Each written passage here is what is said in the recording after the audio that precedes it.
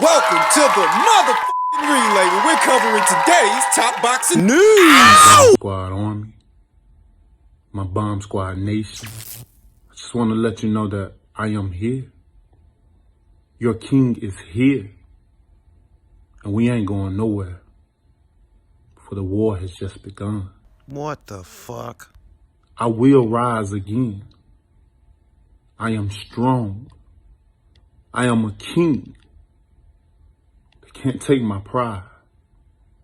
I am a warrior. I'm a king that will never give up. I'm a king that will fight to the death. Jesus Christ. And if anyone don't understand that, Dial it back a bit, Rambo. don't understand what it is to go to war. War? I thought it was just you and Fury. Don't understand what it is to fight. We will regain the title. I will be back. We will hold our heads up high. Your king is in great spirit. And we will rise like a phoenix from the ashes and regain the title.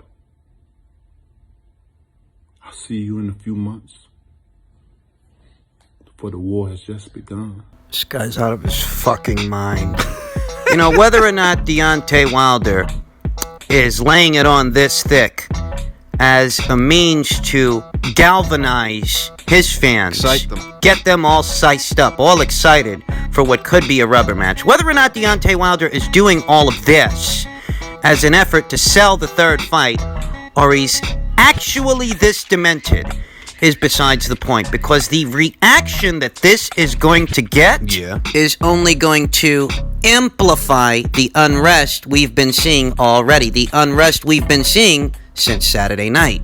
You got guys cooking up conspiracy theories about gloves and performance-enhancing drugs and the costume and something and a setup, all this different stuff, because these guys can't handle A loss. reality that a fighter you like lost a fight. That's it. It's really not uncommon in this sport. It's actually quite hard to go your entire career undefeated. But these guys, they are so invested that they psychologically cannot handle it. And I dare say that Deontay Wilder himself psychologically can't handle it. These people are mentally ill. Do you remember a couple of days ago, a video I uploaded? Which one? About how blaxploitation has gone wrong for Deontay Wilder, that he was playing up that angle to try and sell the fight with Tyson Fury, that he was working to sell it as some kind of a war, and on the ground level there were those out there interpreting it as a race war. Oh, I had a couple of naysayers in the comments under that video saying, no, Deontay Wilder's not doing that, blah, blah, blah, bling, bling, bling, blah, you know? Yeah, no. But what's this guy talking about a war for? What war with what army is he talking about? For the war has just begun. You guys been listening to what's going on out there? Fuckers. So when motherfuckers ask me why I cap so hard for our motherfucking champion, why I fucking had to drive home with a fucking tear in my eye about to drop, it was fucking that serious for me. Then you have issues. Because it was more than just a fight to me. It was more than just a goddamn fight. And Tyson Fury ain't racist, but he's guilty by association. Guilty of what? Not being the same race as you? The big, dumb, doofy gypsy. But over here, he's a 6'9" giant white man with a bald head. And that's the only thing they can identify with. That's why he gets celebrated. That's why Lomachenko gets celebrated. You know what the fuck all y'all other niggas gonna do? Don't fucking talk to me? If you ain't Bomb Squad, don't fucking talk to me. And don't tell me that it's just about boxing. It's not. Don't tell me. Yo, I'm telling you, I'm not arguing with no nigga that Harriet Tubman with a fucking shot. And there's a lot of motherfuckers out here, Harriet Tubman would have blown their eyeballs out the back of their motherfucking fitted cap. Don't fucking tell me it's just about boxing. Don't tell me you keeping it about boxing.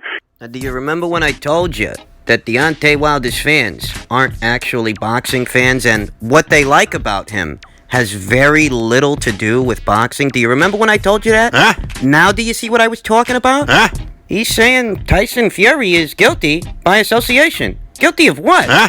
What's he guilty of? Huh? Near as I can tell, the only thing he's guilty of is not being the same race as you, and for that reason, you hate him. In that way, harboring those kinds of sentiments towards an individual on the premise of his skin color, doesn't that make you and your hierarchy of thought identical to that of your oppressors? Looks like it. I mean, that's like pouring shit on top of shit to clean up some shit. I mean, that's what that is. Hey, there's a grease fire in the kitchen, so let's pour some grease fire over it to put it out. That makes sense, right? Wrong. You play up that kind of angle for profit, and there's a very big ideological problem there. There is. Because you're not doing what you're doing and saying what you're saying because you're actually trying to address the issue. You're doing it for personal gain. I mean, that's why Deontay Wilder chose to play up that angle ahead of this fight. Because the reality of it is, it's not a race war. But he will present it as such, to thereby galvanize the boxing community at large, those receptive to this shenanigan, as a means to garner their interest. And it appears that, at least for a few, that has worked. Because that individual that was on the phone thinks that he's in the middle of a race war. You can tell me it's just He's made it crystal clear that he ain't talking about boxing when he's talking about Deontay Wilder and Tyson Fury. That's not what he's talking about. It's not about boxing to him. It's about more than boxing. And isn't this what I was telling you before? The boxing fan is looking to have a boxing discussion regarding the sport of boxing. And that's going to fall on deaf ears to a person like this, because this person isn't concerned with boxing, and what they are concerned with is injecting race, racial issues, and racial unrest into a conversation about a sport in regards to a fight that isn't even a race war. It's not a race war. This ain't Holmes versus Cooney. This ain't one of those, but you want to make it about that. Well, Wilder does. Or at least you were told that's what it is, and you are operating under that assumption. You're impressionable enough, gullible enough, stupid enough to be so affected by this marketing tactic. And because it's a marketing tactic, that makes it blaxploitation. By using an issue that so affects black people in America to help sell a fight, to bring in more money. Now, there are those out there that are too dense to see this, but that's what's going on. And many of these LDBC channels themselves use this same marketing tactic. They won't get the views discussing Khalid Yafai versus Chocolatito for the WBA title that they get talking about this. Playing up this angle. Rest assured, it is for views. That's why they do it. It's marketing. Many of those channels are barely boxing channels, and they're just using boxing as a segue to misappropriate boxing issues to then turn them into race issues for profit, because they won't get the views with regular old run-of-the-mill boxing news that they get when they sensationalize it, when they make it about something that it's not. Take that Fred Hawthorne guy. A couple of months ago, one or two, this is a guy who said he can touch down in any city and have 300 men behind him. I wonder where those 300 men went when Kenny Porter mushed the shit out of him. Did you guys forget? Where were the 300 men on speed dial when Kenny Porter put his hands on your face and pushed your head back? Huh? Where were they? You know? This is how you know it's blaxploitation, because these guys want to give off this image of militant Afrocentrism, but in reality, these are Joe Blows just looking to make some money from web hosting, and they say things they know people want to hear for profit. Fred Hawthorne is no military leader, he is no historian, and I think he's barely a boxing fan. He's an opportunist. What he is a failed politician trying to make some coin by exploiting his own people and what issues he knows they are sensitive to. The same way a politician would. Coincidence? I think not. Ha! Well, I don't know that Deontay Wilder is playing up this angle directly or indirectly. It's quite possible that losing this fight in the fashion that he lost this fight to Tyson Fury might have sent him over the deep end. He may have just psychologically snapped. I could totally believe that, because when your sense of self is based on a delusion, it's not based on reality, it's based on a delusion, the fall from grace is that much harder as a result. Try and understand how far south things have gone for Deontay.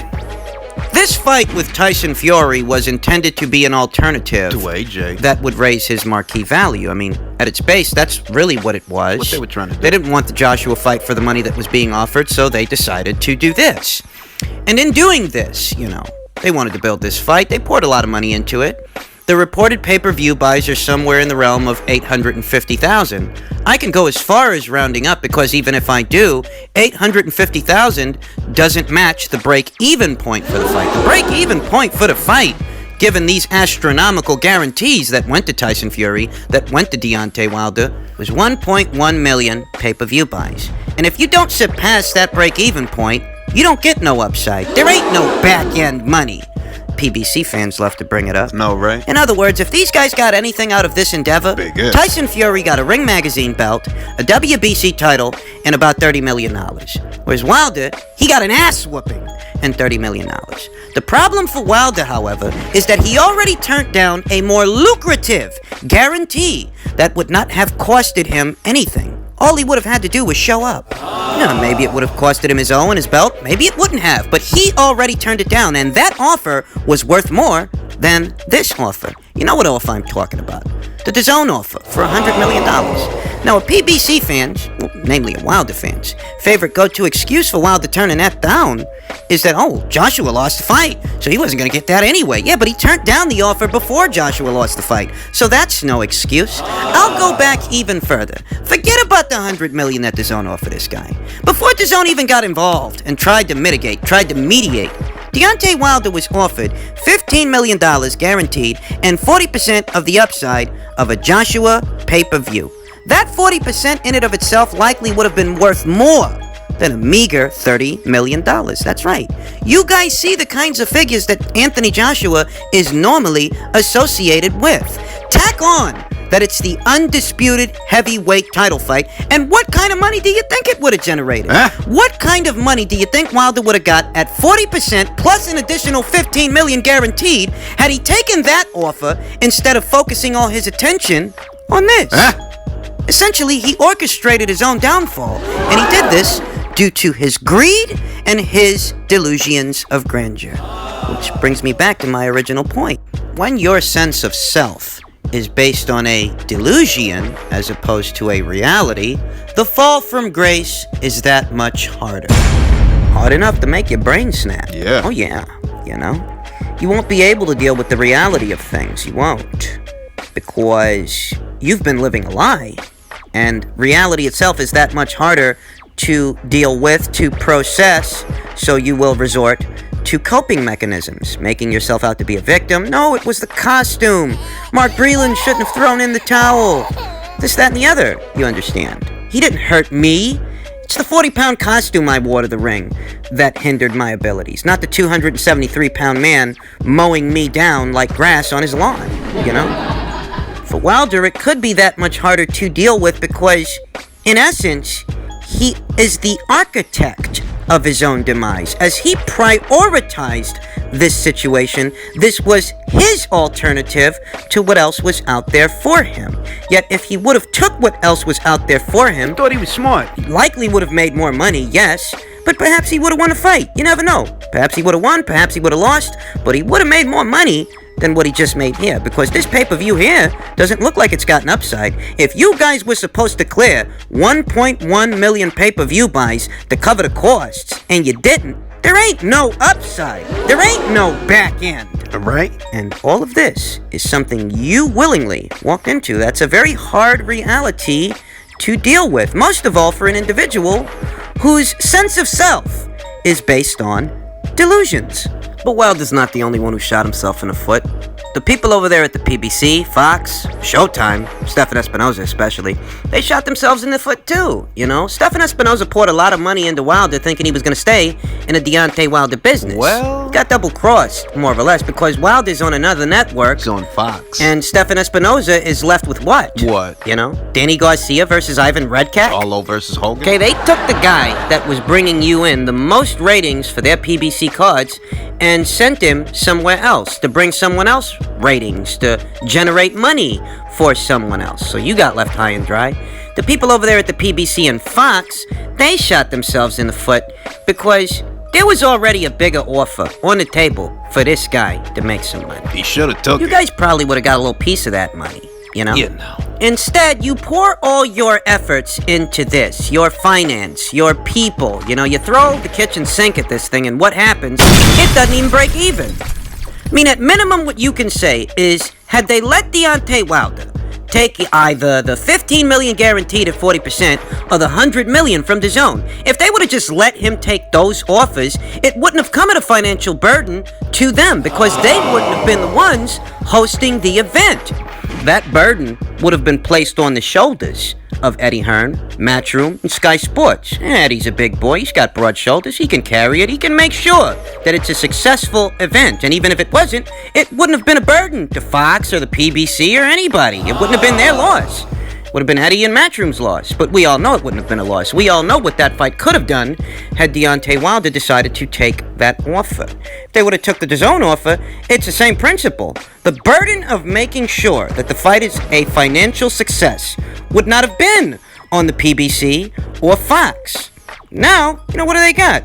They had a plan to stage 4 to 5 pay-per-views per year with the PBC. And a big part of their bottom line just got beat from pillar to post because they prioritized this instead of making the Anthony Joshua fight. Tough titty. I mean, yeah, maybe he would have lost that fight too, but you know what? It wouldn't have been as embarrassing because now, this guy don't get his belts back. How do you plan on staging 4 to 5 pay-per-views? Consisting of what exactly? Yeah, fellas. Let's not kid ourselves, folks. The PBC just took a critical hit because Deontay Wilder was one of their biggest names. He don't get that belt back. And he might not. They're in deep trouble. I mean, they are. They will be. And in all honesty, given the beating that he took in this past weekend's fight, who knows if he can? So when you're seeing that this many things have all gone wrong in one fell swoop, that when it rains, it pours, this is the kind of stuff that can test a person's mental fragility. A person like Deontay Wilder, who's got all these self-entitled feelings and all these delusions of grandeur, allowing him to escape from reality until reality itself taps him on the shoulder, he crumbles like a house of cards. It's entirely possible that the ramblings we're seeing from this guy are the byproduct of a complete mental meltdown. I mean, his fans certainly have been melting down now, haven't they? Ever since Saturday. These guys are all over the place. They're not even accepting his explanation of what happened. They don't even really want to address the costume excuse. They've got their own explanations that they made up themselves. These are very sick people that are hurting right now. They can't cope. They can't deal with it, you know? This is what I've been telling you, man. Deontay Wilder's fans, those guys ain't boxing fans. And Deontay Wilder himself, he's not what you think he is. Been trying to tell you.